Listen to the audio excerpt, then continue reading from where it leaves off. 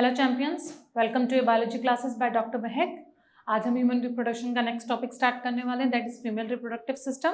बीच बीच में ऑब्वियसली मैं आपको कोरिलेट करवा लूंगी विद मेल रिप्रोडक्टिव सिस्टम और उससे भी वो चीज़ आपकी रिवाइज हो जाएगी। ठीक है, so let's start with female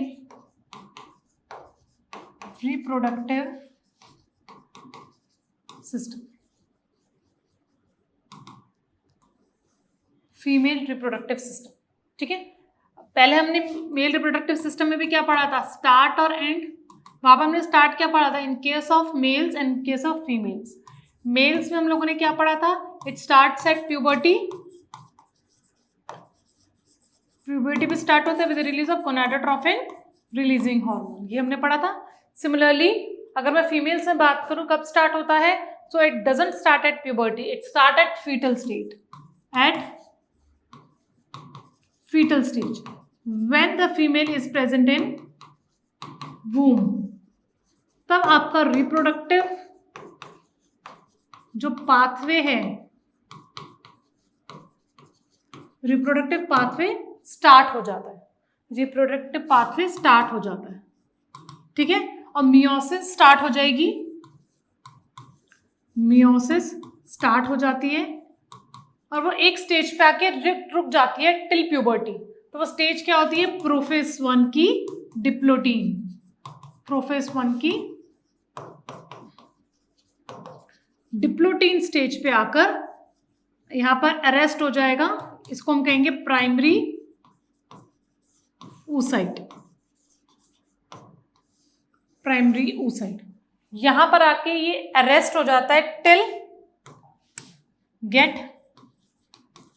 arrested till puberty,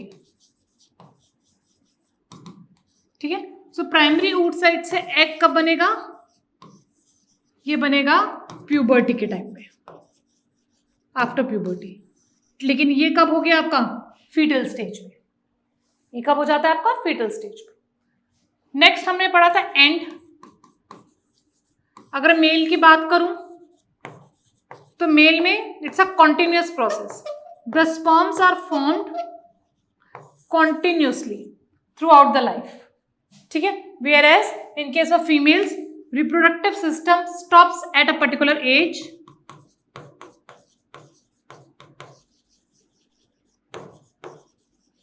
at a particular age which will be around 40 to 45, ठीक है। and this is called as menopause, this is called as menopause। तो यहाँ पे स्टार्ट और एंड एक पर्टिकुलर होता है। Mails में प्यूबर्टी पे स्टार्ट होगा और it will continue through out the life. Females के केस में फीटल स्टेज पे स्टार्ट होता है, मियोसिस 1 बिगिंस, मियोसिस 1 स्टार्ट हो जाती है, it starts at fetal stage और वो कब अरेस्ट हो जाती है, प्रोफेस 1 के डिप्लोटिंग स्टेज पे, ठीक है।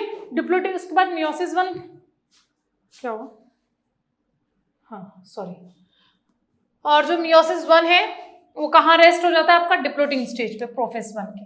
ये बात आपको याद रखनी है। आगे बढ़े, चलो नेक्स्ट चीज हमने पढ़नी है इसका स्ट्रक्चर के बारे में। Structure of female reproductive system. यहां पर आपकी एसेसरी प्राइमरी सेक्स ऑर्गन पहले पढ़ते चलो। प्राइमरी सेक्स ऑर्गन अगर प्रीवियस स्लाइड में देखा है, प्रीवियस लेक्चर्स में मेरे देखा है, तो what you mean by primary sex organ, primary sex organs are those organs which are responsible for the formation of the gametes as well as your hormones. तो primary sex organs कौन से होंगे, involvement in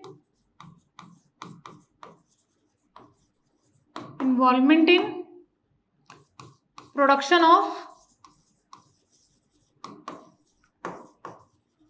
female gamete and sex hormone। तो in case of female, which is your primary sex organ, ovaries।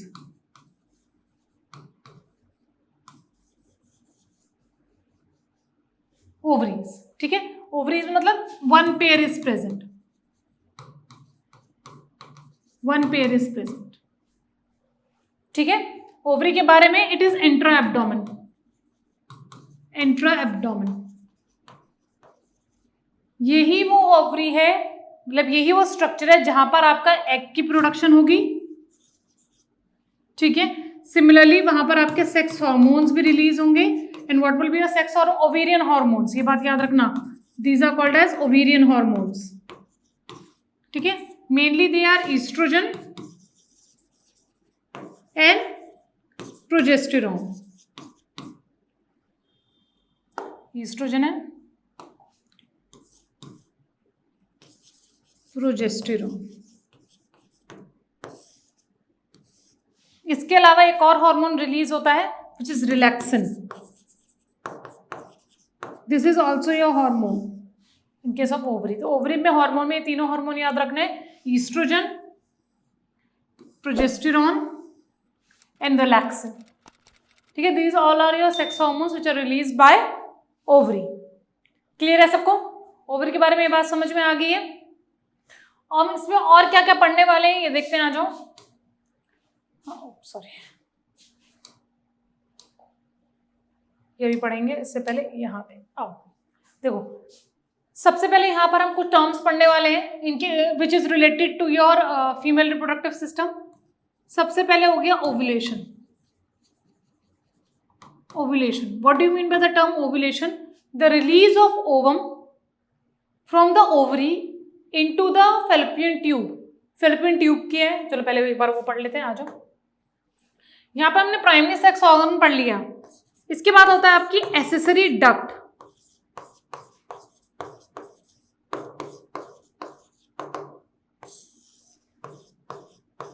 Accessory duct, एक ही duct याद रखनी है आपको इसमें, that is your fallopian tube और ओविडक्ट। ओविडक्ट, ठीक है, बस आपको ये याद रखना है, फैलोपियन ट्यूब और ओविडक्ट कहाँ कैसे कनेक्टेड होती है वो अभी हम पढ़ेंगे। पहले ओव्यूलेशन देख लेते हैं। So the release of ovum from ovary into the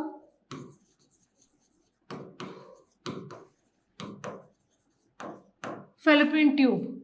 The release of egg from the ovary into the fallopian tube. This is called as ovulation. ये फीमेल्स में आपको याद रखना है, ठीक है। अभी सिर्फ टर्म्स बता रही हूँ, कब कब क्या क्या चीज होंगी वो बाद में पढ़ेंगे। Next is implantation. What do you mean bye implantation? The attachment of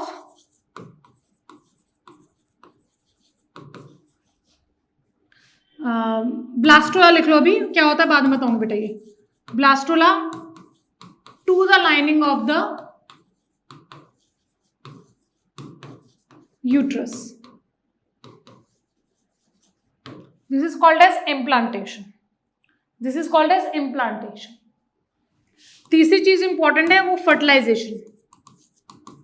female are the proper site, have the proper site for fertilisation. So fertilisation की साइट क्या होती है? साइड इज फैलोपियन ट्यूब,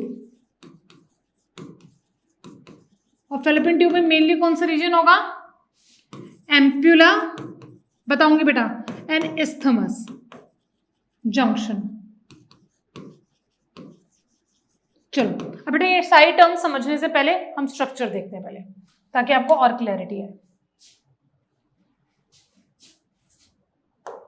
अबे सॉरी,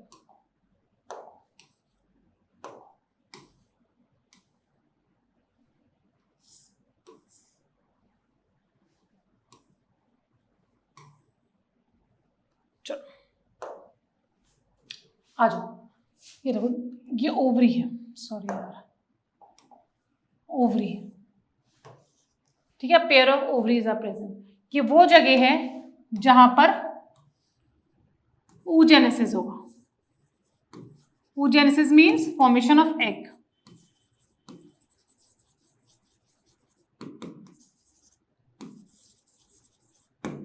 फॉर्मेशन ऑफ एग, ठीक है।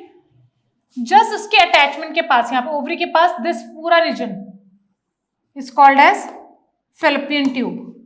This complete region is called as fallopian tube और oviduct. Oviduct अगर simple अगर मैं बनाना चाहूं तो ये आपकी फैलोपियन ट्यूब है, sorry this is your ovary, ठीक है, और ओवरी के ऊपर इस तरीके से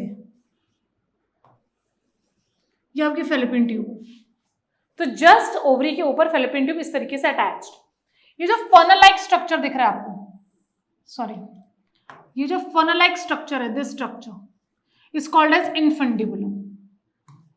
this is called as infundibulum, yellow pen से लिखते हैं, this is called as infundibulum, ठीक है। ये मेनली क्या होता है, for holding up of released egg.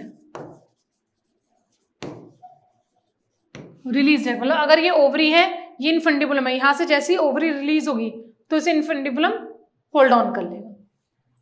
उसके बाद यहां से वो कहां जाता है, एम्पुलर रीजन पे, और यहां जाकर आपका जो सेकेंडरी oocyte है, मैं एग नहीं बोलूंगी, ये वर्ड याद रखना, सेकेंडरी oocyte, मेक श्योर आप ये वर्ड याद रखो ताकि आगे जाकर कोई दिक्कत ना आए।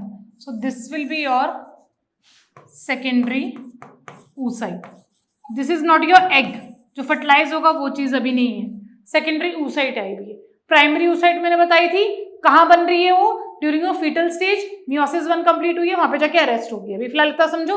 और ये क्या है, सेकेंडरी oocyte है, कैसे बनेगा वो हम अगली क्लासेस में पढ़ेंगे, ठीक है। This region is called as uterus fundus, ये जो उभरा हुआ रीजन है that is called as uterus fundus, और ये पूरा region is called as uterus, ठीक है। That's complete is called as uterus, जहां पर प्रॉपर फीटस की डेवलपमेंट होती है, एम्ब्रियो की डेवलपमेंट होती है, क्लियर। अब इसकी 3 लाइनिंग्स होती है। The outermost lining is called as perimetrium, the middle lining is called as myometrium, जो अंदर की है सबसे अंदर वाली that is endometrium, that is your endometrium. इसमें से मायोमेट्रियम याद रखो, ये it comes for contraction during child birth, contraction during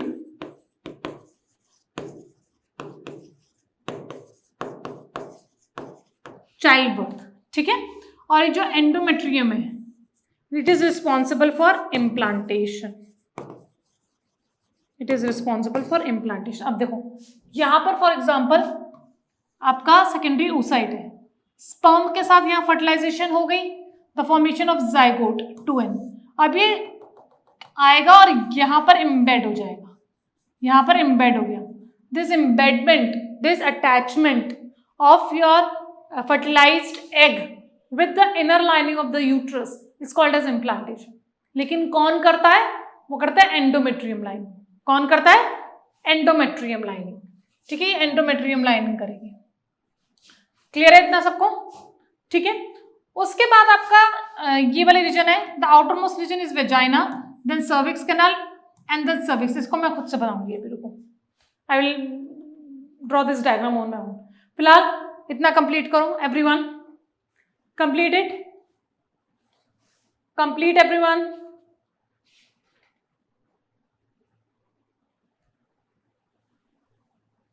चलो अब ये नीचे वाला पोर्शन ये हम बनाते हैं, कम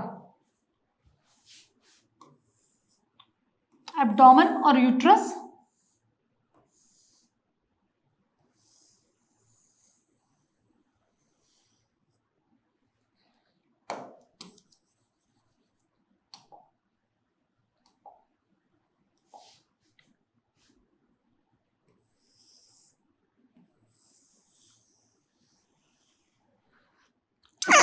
आई एम सॉरी, ठीक है, आ जाओ। सो अब यहां पर ये हो गया आपका uterus, this will be a cervix, vagina, this is a vaginal opening,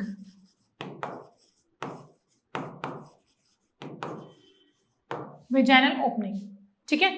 इस वेजाइनल ओपनिंग के पास में this opening is been protected by a loose sheet like structure, this is loose sheet like structure which is called as hymen, which is called as hymen, ठीक है। और जो ये cervix होता है, this is also called as your birth canal. बेटा mails के case में मैंने बताया था कि they are single, there is a single opening for urination as well as sperm ejaculation, but in case of females there are two different types of openings. The first one is urinal opening and the second is vaginal opening, ठीक है। Vaginal opening is a opening from where the child birth takes place, from this vagina, ठीक है। So this is called as birth canal, this is called as birth canal, ठीक है। और दूसरी चीज इसमें आपको क्या याद रखनी है, सर्विक्स वो रीजन है जहां पे storage of sperms takes place, storage of sperm, ठीक है। ये स्मूथ मसल फाइबर से मिलके बना होता है, स्मूथ मसल फाइबर। क्लियर है सबको, ये अच्छे से सबको समझ में आ गया है, ठीक है। हमें फीमेल समझ में आया, ओवरीज समझ में आ गई, फैलोपियन ट्यूब समझ में आ गई, हमने साइट देख ली फर्टिलाइजेशन की, हमने इम्प्लांटेशन देख ली। बेटा अब अगला जो लेक्चर होगा ना वो काफी एक्सटेंसिव होने वाला है, क्योंकि मैं 2-3 चीजें एक साथ बताऊंगी उसमें, ठीक है। मल्टीपल, एक ही फिगर में आपको पूरा oogenesis, अब मेंस्ट्रुएशन साइकिल, ठीक है, what happens if the fertilisation does not take place, what will happen if the fertilisation takes place. तो अगला जो लेक्चर होगा वो कंप्लीट चैप्टर ही हो जाएगा वो आपका, ठीक है। मल्टीपल उसमें डायग्राम्स बनेंगे, तो मेक श्योर कि आप अपना ये सारे लेक्चर्स देख के आए ताकि आप अपना अगला लेक्चर देख पाए, ठीक है। All the best.